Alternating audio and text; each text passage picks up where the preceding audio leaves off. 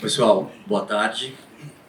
Estou aqui junto com o Pedro e Fabiano para o nosso último painel, falar um pouco do seguro garantia na visão da seguradora. Né? Acho que a gente convidou aqui o Fabiano representando a Fator e o Pedro com o olhar de advogado.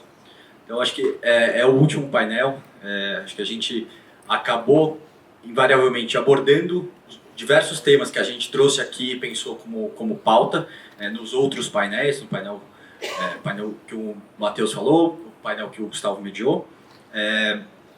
Eu vou começar aqui falando um pouquinho do seguro-garantia, da história do seguro-garantia e pedir um pouco dos comentários aqui do Pedro e do Fabiano. Acho que o seguro-garantia existe já no Brasil há bastante tempo, mas 2015 foi uma mudança muito importante na história. A partir de 2015 que o governo passou a aceitar, teve uma mudança muito positiva, na verdade.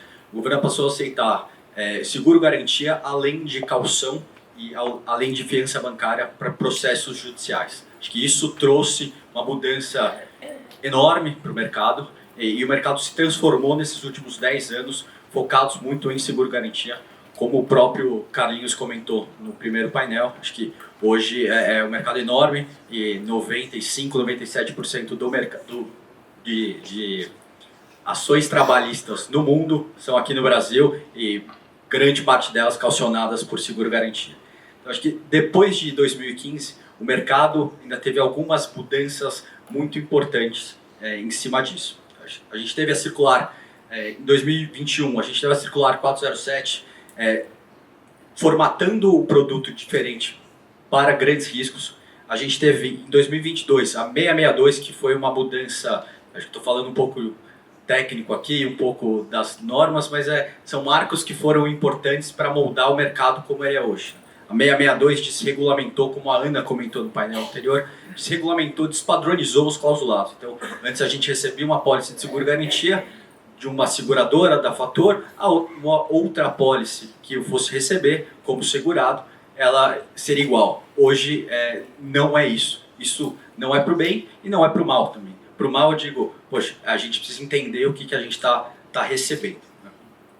Em 2023, o contrato de contragarantia é um instrumento acessório à apólice de seguro-garantia.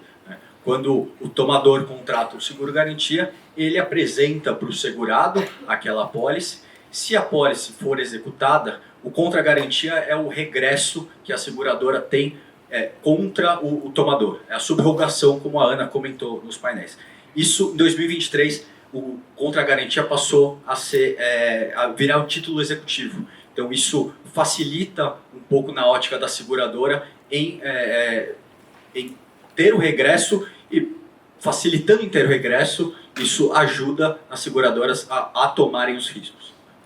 E acho que, por último aqui, acho que em 2024, a gente tem agora a nova lei de seguros, que vai começar a entrar em vigor no final desse ano. Em 2024, a gente também teve a nova lei de licitações, trazendo o ponto que a gente já comentou nos painéis aqui, a retomada, que as seguradoras no seguro performance, elas passavam a garantir algo como 5%, trazendo isso para algo como 30%, até 30%, e tendo uma presença muito maior da seguradora nos contratos.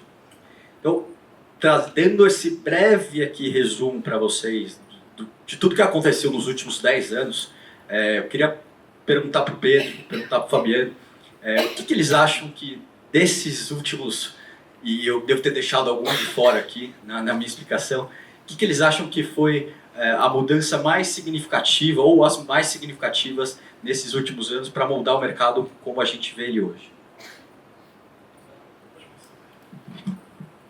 Caio, muito obrigado, agradeço a Orens na pessoa do Caio e do Matheus por esse convite.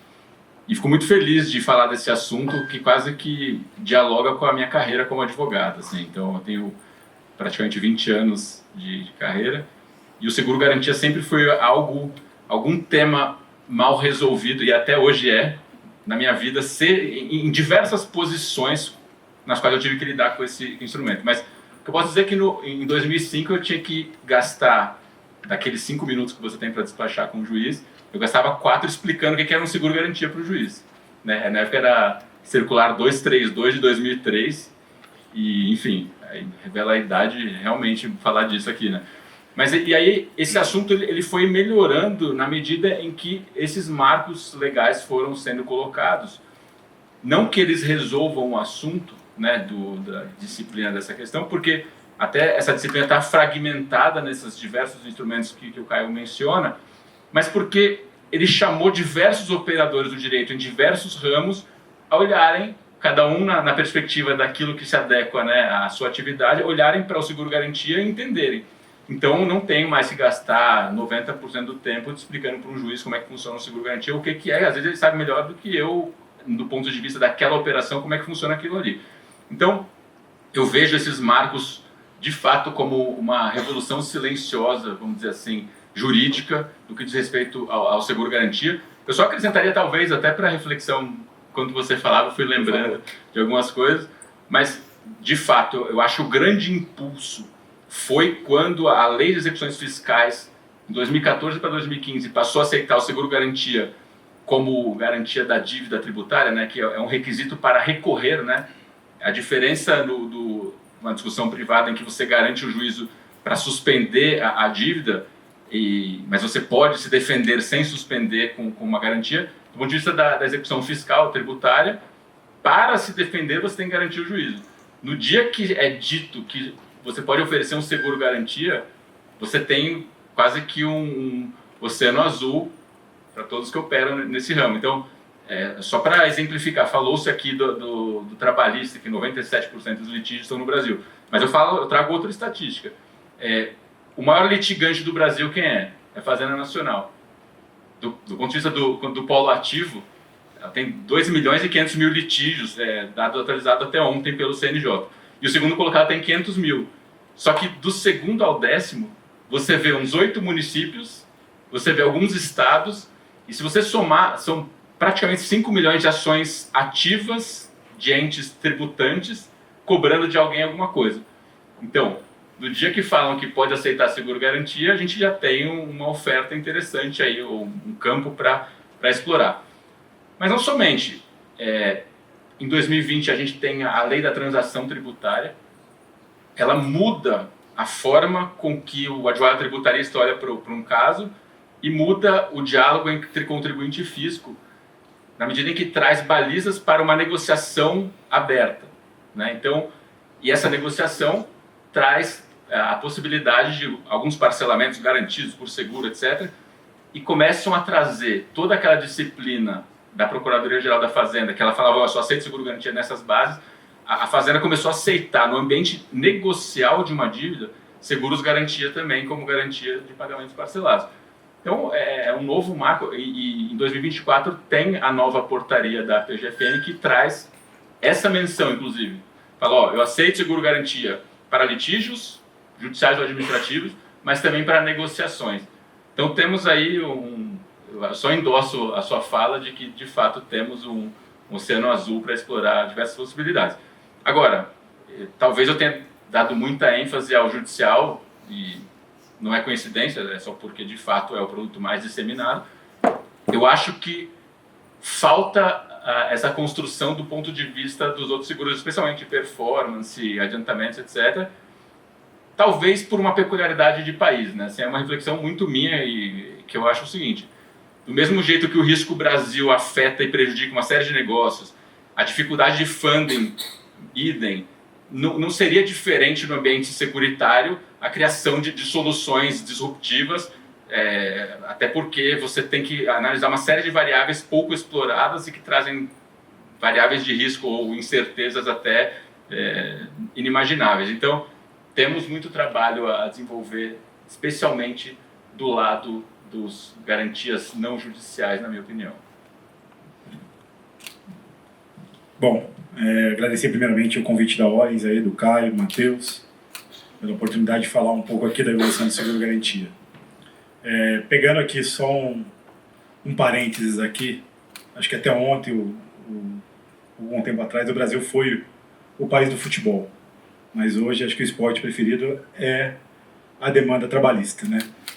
A quantidade ela é impressionante. Aí ela teve uma redução lá em 2019, mas aí dentro dos marcos aí eu trago também, acho que teve o ato conjunto do TST lá que permitiu também o depósito recursal, e aí isso gerou acho que uma corrida aí pelos sistemas de emissão, porque o volume é muito grande, mas que também trouxe aí para a seguradora, para os tomadores aí a possibilidade de em vez de botar dinheiro num depósito recursal, de substituir isso por uma apólice de garantia. E até o dinheiro que já estava lá, hoje, ser substituído aí por essa garantia.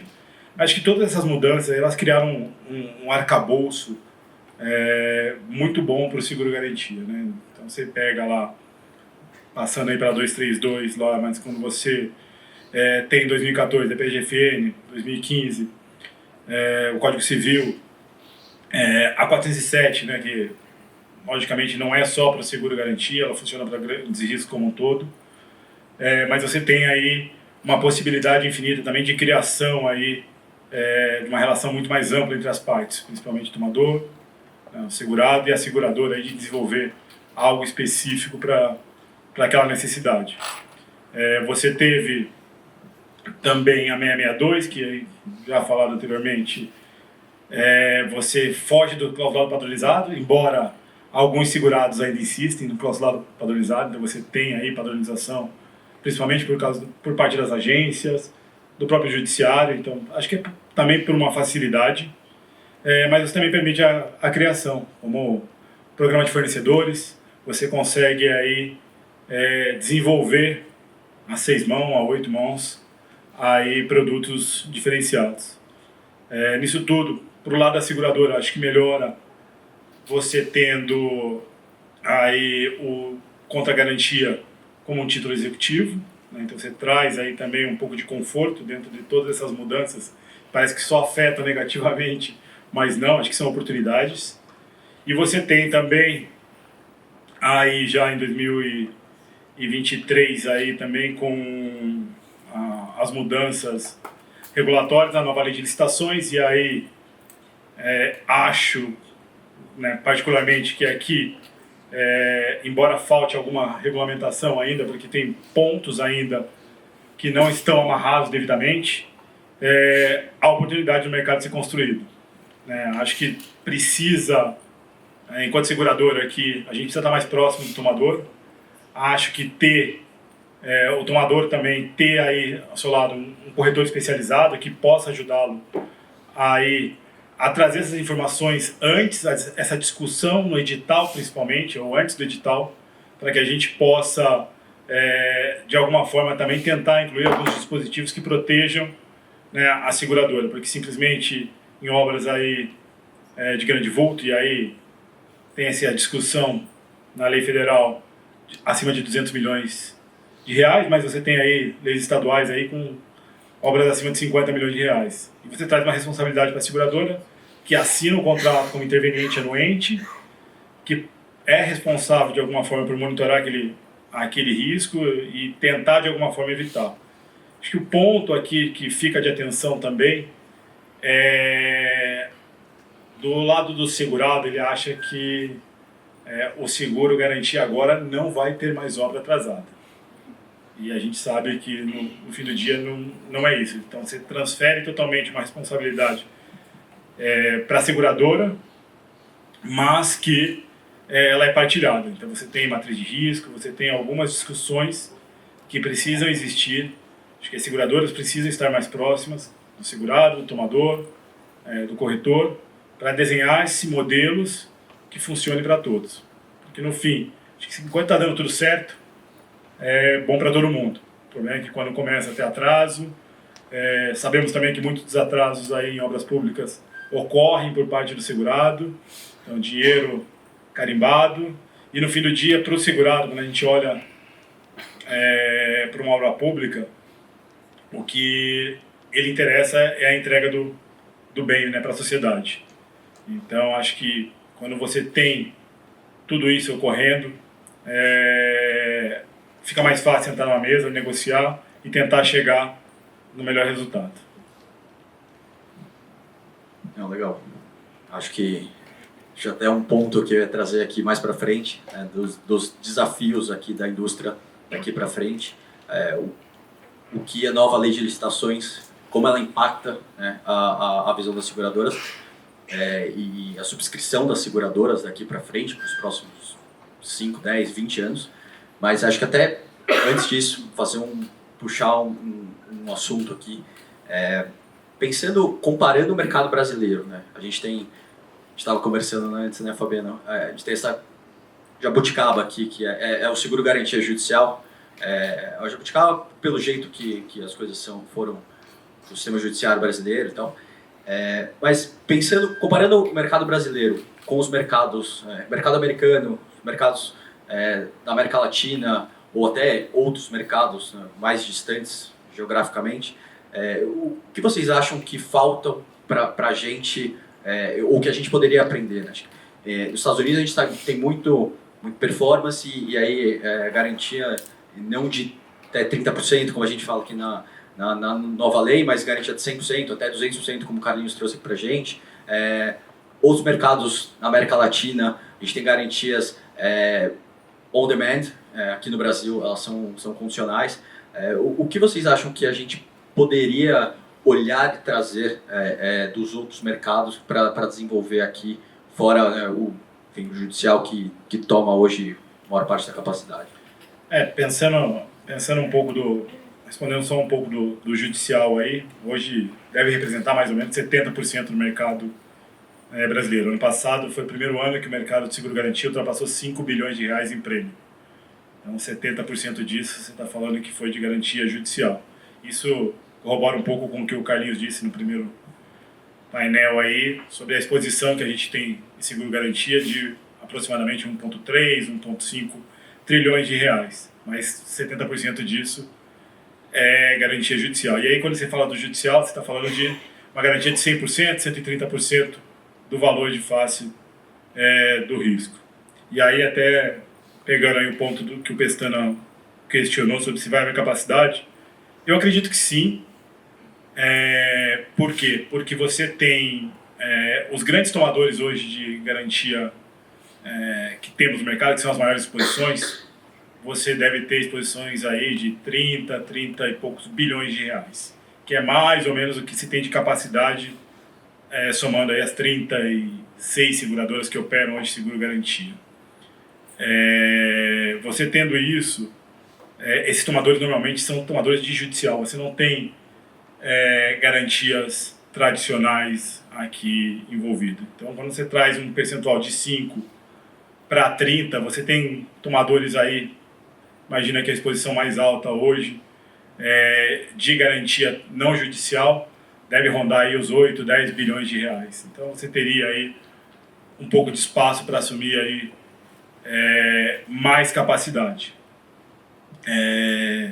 Comparando agora com outros mercados, você tem o mercado americano com 100%, o mercado panamenho aí com step-in de 50%, que acho que é o que mais se assemelha aqui o que temos no Brasil.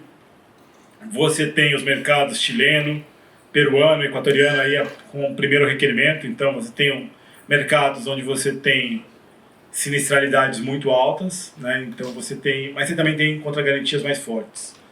Então eu acho que um ponto ainda de divergência ainda para a gente melhorar enquanto mercado apesar do nosso título, o nosso CCG já ter passado a ser o título executivo, termos mais efetividade na execução. Porque, no fim, o que a gente ganhou foi 3, 4, 5 anos no período de execução no CCG. O que ainda demoraria mais 3 ou 4 ou 5 anos. Então, a gente precisava ter uma velocidade maior, mas aí a gente também depende do judiciário. Outros mercados, acho que europeu, isso você tem... É um pouco distinto o produto. O judicial é a jabuticaba brasileira. O trabalhista, acho que é o melhor, porque você tem vigências muito curtas, né? Você tem uma média aí, se você olhar um recursal em São Paulo, dura 18 meses. Né? Apesar de você ter uma emissão de 3 anos aí.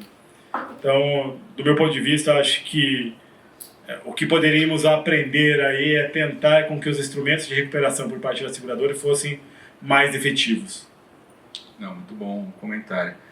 Eu tenho aí, nesses 20 anos, eu sempre afirmei, olha, qualquer documento assinado por duas testemunhas é título executivo à luz do Código de Processo Civil. Tentei convencer alguns seguradores na época para dizer, olha, você está garantido aqui, eu não preciso que esteja escrito que isso é um título executivo. E algumas vezes, eu vou dizer assim, 3 vezes eu consegui, ao lado de um segurado ou de um tomador específico, fazer com que a seguradora aceitasse um contra-garantia que servisse de fato para alguma coisa. Porque nos corredores, as seguradoras falavam, seguro-garantia serve para limpar, não serve para nada. Né? No lugar de chulo, falavam que servia para absolutamente nada. Mas eu acho que falta um pouco, e aí, nem critico, eu acho assim, na microeconomia tem os agentes avessos a risco e aqueles propensos a riscos. Curiosamente, eu enxergo as seguradoras como os agentes mais avessos a risco que existe no mercado. Talvez porque aquela história, a ignorância é uma bênção, né? Talvez as seguradoras saibam tanto dos problemas que elas se posicionam sempre de uma maneira, de certa forma, conservadora. Mas já participei de operações que a gente fez cessão fiduciária de um crédito tributário em litígio não transitado em julgado como garantia do contra-garantia para uma operação de 300 milhões de reais. A seguradora teve que abrir a mente, entender, e a gente foi um vetor muito importante nisso, envolvendo advogados de práticas diversas, para demonstrar que aquilo era líquido. E que, embora não tivesse transitado em julgado, só não se sabia exatamente o valor que o judiciário ia atribuir àquilo, mas que era, no mínimo, 300 milhões de reais. Então, aí deu tudo certo e caminhou-se para frente. Então, olhando nessa perspectiva aqui, eu acho que falta um pouco, e por razões que eu compreendo também muito bem por ser advogado, falta um pouco mais de apetite a risco. Assim. E aí, quando começaram a falar de sandbox regulatório, eu não achava que isso ia ser um sandbox para um monte de empresa de colocação de produtos que eu começar a explorar o ambiente virtual para isso. Eu achava que serviria justamente para a gente se arriscar em alguns assuntos que ninguém quer se arriscar. Mas não foi o que nós vimos. E aí, só para responder, por que eu enxergo isso tão diferente do mercado latino-americano e principalmente norte-americano? Acho que é uma questão arqueológica, é a origem do instituto. Lá ele nasce dos bonds, que é uma garantia fidejussória baseada na palavra. Eu assinei que eu vou fazer, eu farei. E aí vale a cláusula solve et repete, né? Então, primeiro paga, depois discute. Esse é o produto padrão. Uma vez aqui eu atuei por um tomador, para que não fosse pago um valor no Peru, eu liguei, por acaso eu tinha algum contato com o segurador de lá, falando, não paga, vai prejudicar aqui um outro negócio que ele está fazendo. Ele falou, sinto muito, eu não pagar, é uma questão de responsabilidade pessoal minha, eu vou pagar e depois a gente discute. E aqui, eu discordo em parte do que foi falado antes, apesar de respeitar a opinião. Eu acho que a fiança é mais efetiva e direta, especialmente porque o seguro dá uma margem para uma criatividade do advogado incrível. Assim, eu afirmo isso com todas as palavras. E não vou revelar nomes, mas já aconteceu de ser comunicado um sinistro em garantia, e uma seguradora, eu estava assessorando o tomador na ocasião, tira alguma coisa da cartola aí para a gente não pagar esse negócio, sabe assim?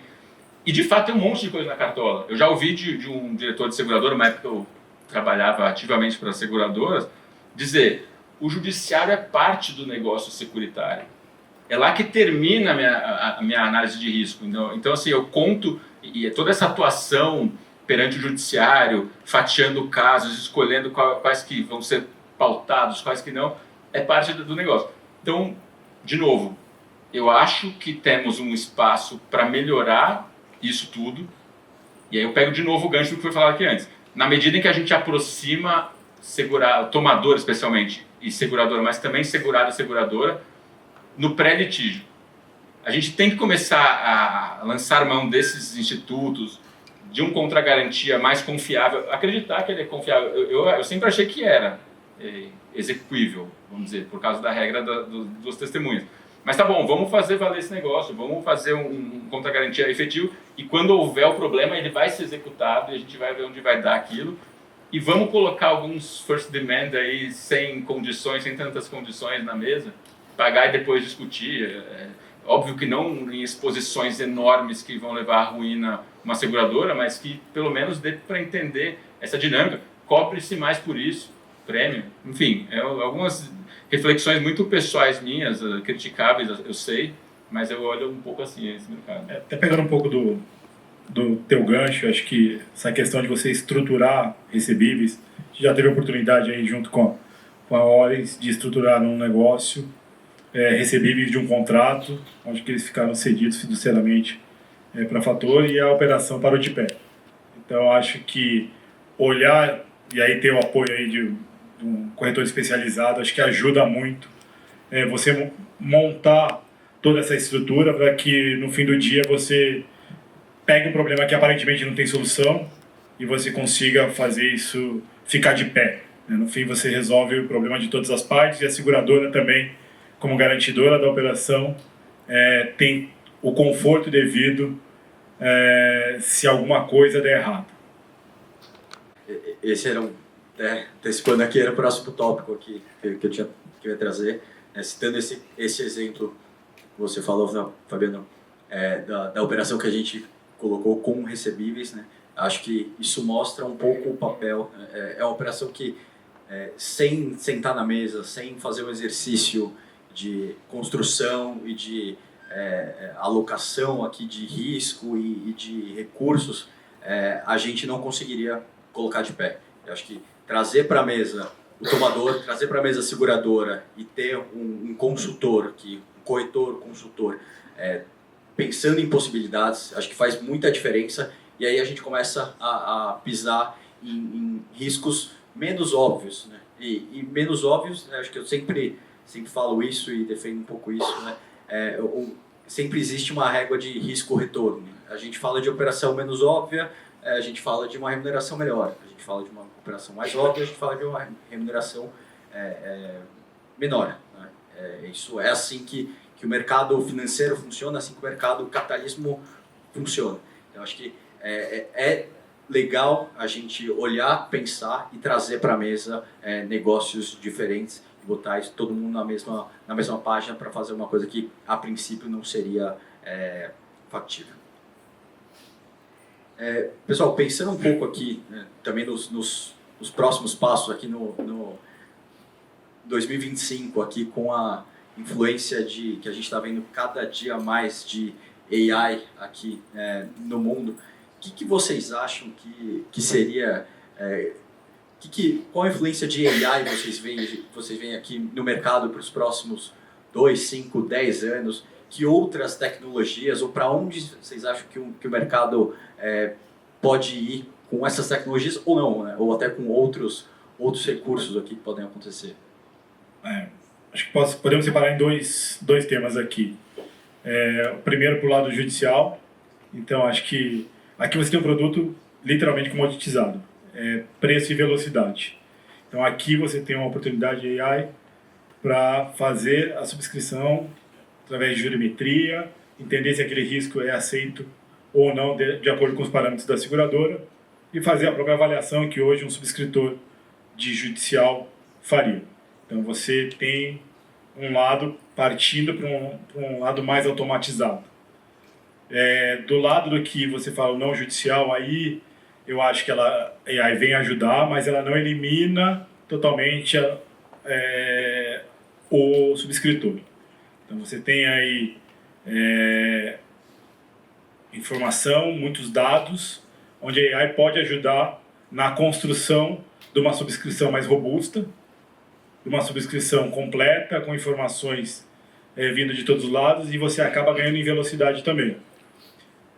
Mas você não deixa de precisar da figura ali do subscritor que vai realmente sentar com as partes para tentar encontrar uma solução. Logicamente, você vai ter riscos menores, onde você, de alguma forma, você põe isso numa esteira de automação. Mas acho que para os riscos mais complexos, isso mantém como é hoje, de forma muito artesanal, né? De uma forma muito lúdica, onde todos aí precisam fazer as contribuições. E aí, pegando só um gancho, né, um pouco de gancho do passado, com esse crescimento exponencial de garantia judicial aí nos últimos 10 anos, 11 anos, você viu um espaço vazio aí de subscritores de garantias não judiciais. Então, parte desse pessoal migrou ou para garantia judicial ou migrou para outras linhas de negócio. Então, você meio que ficou com espaço vazio. E para você formar um subscritor não judicial, é difícil. Leva tempo, pegar o feeling, sentir contrato, conhecer as partes relacionadas, conhecer o produto. Então, acho que isso o mercado vai ter uma nova lei de licitações, futuro. O mercado precisa se readaptar se quiser continuar operando nessa vertente. Eu acho que é essencial para a seguradora ter uma carteira saudável, balanceada. Até mesmo porque o judicial ele depende de uma canetada. O dia que você tiver uma apólice de 500 milhões, 1 bilhão de reais, não paga por uma seguradora, no outro dia altera-se tudo e o seguro-garantia deixa de ser aceito no judicial. Então, você precisa criar mecanismos dentro das seguradoras para que sobrevivam numa adversidade que não aconteceu, mas é um risco que ronda, acho que todo o mercado. Eu olho para esse ambiente tecnológico e eu acho que a gente corre o risco de, em 5 anos, as máquinas começarem a dialogar entre elas e a gente ficar só assistindo. Então, assim, e não é impossível isso, assim, é óbvio que esse ambiente talvez, o seguro-garantia talvez seja o último dos seguros que a gente vai ter, o que a gente denomina no direito smart contract, que ele é execuível por si só, inexoravelmente, e não tem medida cautelar que freie, por exemplo, um paramétrico meteorológico, que a gente conversou bastante, né, Caio? Ele tem execuibilidade instantânea e, eventualmente, sem a intervenção humana, e talvez a complexidade seja muito maior para formar um algoritmo no que diz respeito a um seguro-garantia, uma obra, etc, etc, mas eu não vejo como inviável. Então, assim, eu acho que a sua pergunta serve para todos os ramos da vida, o que vai ser de nós daqui a 5 anos. Acho que tem uma entrevista na semana passada com o CEO do Google que ele fala isso. Em mais 3 anos, a inteligência artificial ela vai se aprimorar, ela vai se aprimorar na sua capacidade de se aprimorar de tal forma que ela vai começar a implementar modificações e melhorias internas próprias, até nos seus códigos-fonte, etc., sem que os operadores entendam exatamente onde ela quer chegar. E aí a gente vai ter um novo mundo, que é quase o Terminator 2 lá, assim, as máquinas vão dominar tudo. Então tem que ter alguns gatilhos físicos, né? Igual a história, quem pensou no Bitcoin pensou no token físico, justamente por isso a gente tem que pensar em alguns pinos aí para desplugar o negócio da tomada, porque senão isso corre o risco de acontecer. Eu endosso a sua fala, eu acho que no judicial isso é muito mais fácil, né? A gente tem uma padronização e ela até é intencional, né? A lei processual optou por criar mecanismos de uniformização de precedentes que estão sendo colocados em marcha. Eu acho que isso já vai tornar muito mais previsível, apesar do elemento humano que ainda opera o judiciário ali, poder trazer uma imprevisibilidade. E nesse outro ambiente eu acho que não, mas não acho impossível. E aí, saindo um pouco de inteligência artificial, indo um pouco para a técnica, eu acho que existe um espaço enorme de aprimoramento das seguradoras para fazer o famoso step-in aqui. Eu acho que o ambiente das obras, e eu acho que a Orens ela pode falar melhor do que ninguém, porque ela conhece profundamente esse ambiente, mas ele não é para amadores, igual o Brasil. O advogado sabe que esse ambiente ele é afeito a uma série de riscos que você não consegue enxergar no início do trabalho, seja pela própria natureza de uma exploração, uma sondagem, etc., seja porque ele é de longo prazo, né, geralmente, especialmente obra de grande vulto, como você mencionou, ele é de longo prazo, com fatores políticos, aí, fiscais, trabalhistas, de diversas naturezas, e quem atua ao lado de construtores sabe que ele é visto pelo judiciário, por exemplo, como um bolso fundo a pagar até coisas que o empreiteiro ficou devendo por causa de uma outra obra que não tinha nada a ver com aquilo.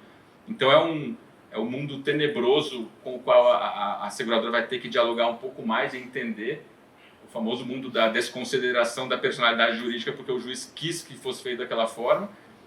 E isso vem junto com o step-in, né? E a gente pode escrever o que a gente quiser, ele virá junto, porque, como você mencionou, o judiciário foi desenhado, no trabalhista especialmente, talvez no tributário um pouco menos, foi desenhado para satisfazer o credor nesse caso. E aí não importa o que está escrito na frente. Então eu vejo um pouco pessimista, talvez, as coisas, mas do ponto de vista de chamar atenção para esses fatos. Acho que outro ponto que falamos pouco aqui, mas que terá muito impacto nos próximos anos, é a nova lei de seguros. Acho que muda o ambiente não do seguro-garantia, mas de todos os seguros. É uma responsabilidade muito maior do ponto de vista de aceitação de risco. Então, se a sua visão é que a seguradora tem aversão, pode ser que algumas fiquem mais adversas. Mas eu acho que isso muda, é uma lei extremamente, né, pró-segurado, quando a gente olha na lei crua, e acho que do ponto de vista de uma seguradora que opera seguro-garantia, o que mais preocupa é que em nenhum ponto da lei você tem uma distinção do que é tomador e do que é segurado. Então a gente não tem essa visão, não sabemos se será regulamentado a tempo ou não, mas sabemos que em dezembro teremos todos que estar atentos a isso. Então há um novo componente aqui no Brasil, acho que segue um pouco também das leis de seguros que já ocorrem aí América Latina, Estados Unidos, whatever. E para o Brasil é uma fase de adaptação. Acho que vão ter ainda muitas discussões, mais judicialização, até que o mercado encontre aí o termo bom para que a gente opere com razoabilidade. Não, perfeito. E, na minha opinião, a nova lei de seguros perdeu a oportunidade de tratar o seguro-garantia, né? A palavra tomador aparece uma vez na lei para dizer que o prêmio será restituído ao segurado ou ao tomador, genericamente falando. Mas eu vejo assim, historicamente até as seguradoras se arvoraram um pouco, eu não estou falando sem dar nome aos bois aqui, mas se arvoraram um pouco nessa marginalização do seguro-garantia à lei, tá? Porque o Código Civil trazia integralmente a disciplina do ato securitário, né, do contrato de seguros. E aí, várias vezes a gente já teve seguro-garantia que foi necessário e mandatório começar a assumir a obra e fazer a obra por conta própria, do ponto de vista do segurado, e a gente comunicava, despesa de salvamento e contenção.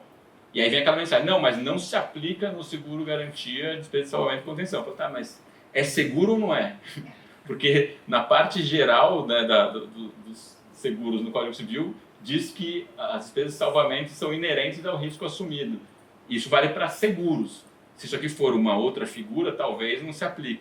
E, enfim, tinha um advogado bem macaco velho do outro lado, ele entendeu que a melhor coisa era fazer um acordo, era uma coisa de valor muito expressivo. Mas aqui é um claro exemplo daquela mensagem que eu falei aqui, que o diretor jurídico entende que a operação termina no Poder Judiciário. Porque, de fato, não estava escrito em lugar nenhum, continua não escrito em lugar nenhum. Eu me ressinto disso. Várias vezes já foi oposto ao segurado aquelas obrigações de transparência na contratação do seguro. E aí eu falava, mas o segurado não participou desse momento. Quem fez isso foi o tomador. Você está dizendo, então, que o tomador, por não ter avisado isso, eu perdi o direito por conta do artigo 766 do Código Civil? Não faz o menor sentido isso, né? Cada um tem a sua responsabilidade aqui. Então, de fato, eu endosso a sua palavra. Faltou trazer em que medida aqueles deveres atribuíveis ao segurado se aplicam também ao tomador, ou deveres ou direitos por qualquer dos vetores, mas faltou isso na nova lei. E dá para resolver isso via regulamentação, SUSEP? Dá. Mas é que a lei é a lei, né? E perante um juiz, a lei é a lei. Todo o resto pode ser visto como uma fonte de consulta de um melhor entendimento, mas a lei é a lei. Então eu acho que faltou isso na nova lei. Legal, obrigado pelos comentários aqui. Acho que o último ponto que eu queria trazer, aproveitando que a gente está falando no futuro, e aí já para a gente encerrar o nosso painel, eu queria perguntar para vocês um pouco a visão de vocês hoje nas letras de riscos de seguro. Para quem não conhece, letra de risco de seguro é um instrumento que foi criado para o mercado de capitais, hoje novo no Brasil, ainda muito incipiente, mas que fora do Brasil, os Estados Unidos, por exemplo, já é largamente usado. Lá fora são conhecidas pelas ILS, Insured Linked Security. Eu acho que isso pode ter um impacto não só no garantia, mas em diversas linhas de seguro, pode ter um impacto bem significativo no mercado. Eu queria que vocês mostrassem o ponto de vocês em relação a isso. Bom, olhando para esse lado, essa vasta capacidade necessária, principalmente por alguns tomadores aqui no Brasil, pode ser, né, e aí vou colocar alguns setores, instituições financeiras, setor de mineração, o varejo como um todo, então são os grandes tomadores aí do seguro-garantia.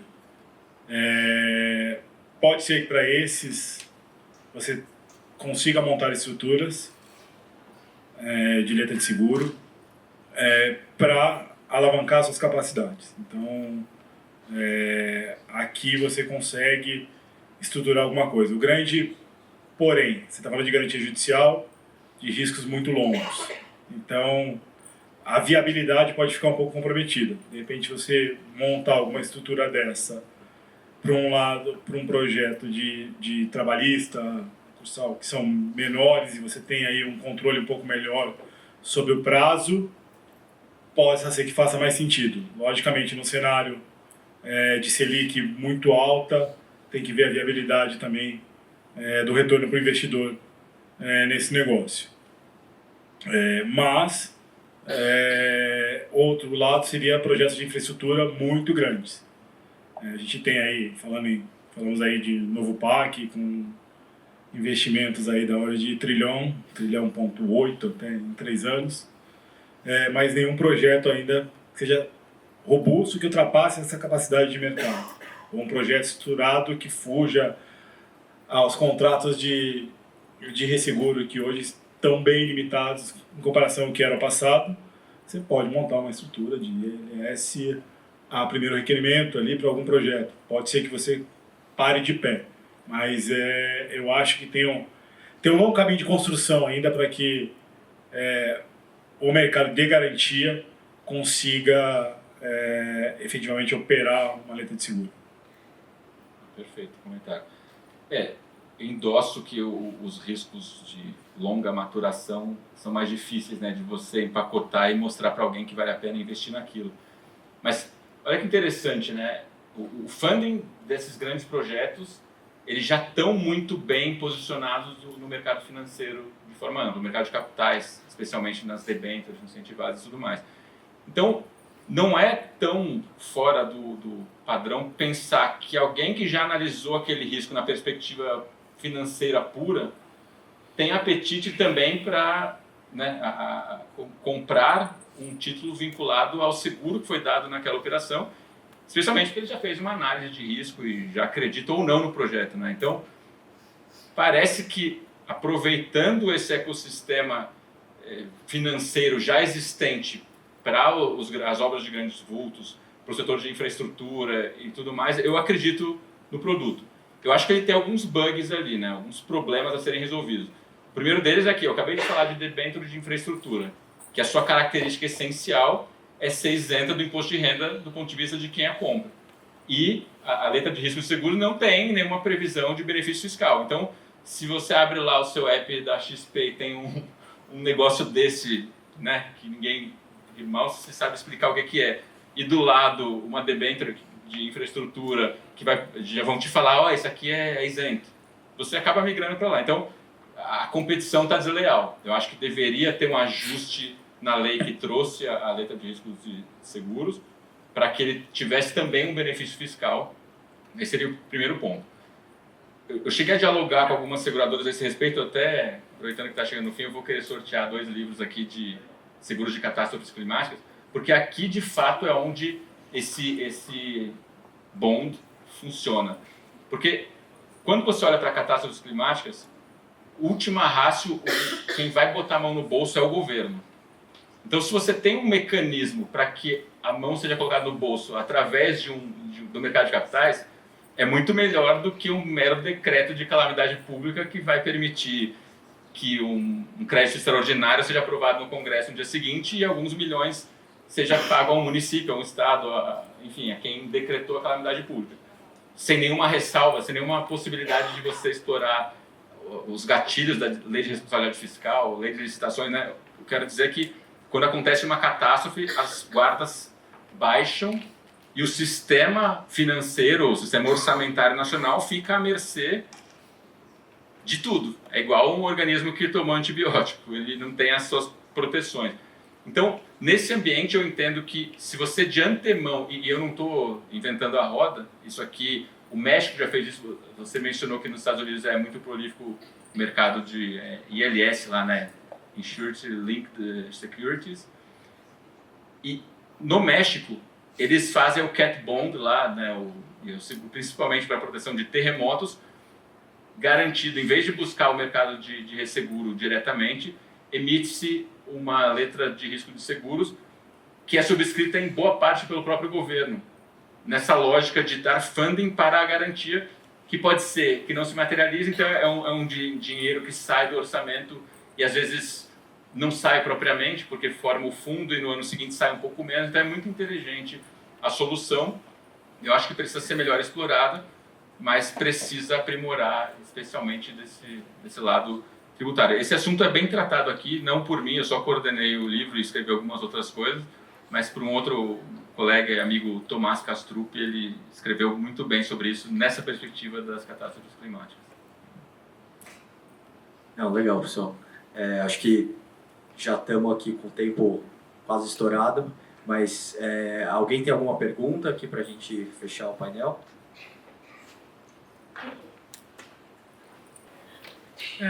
Você falou que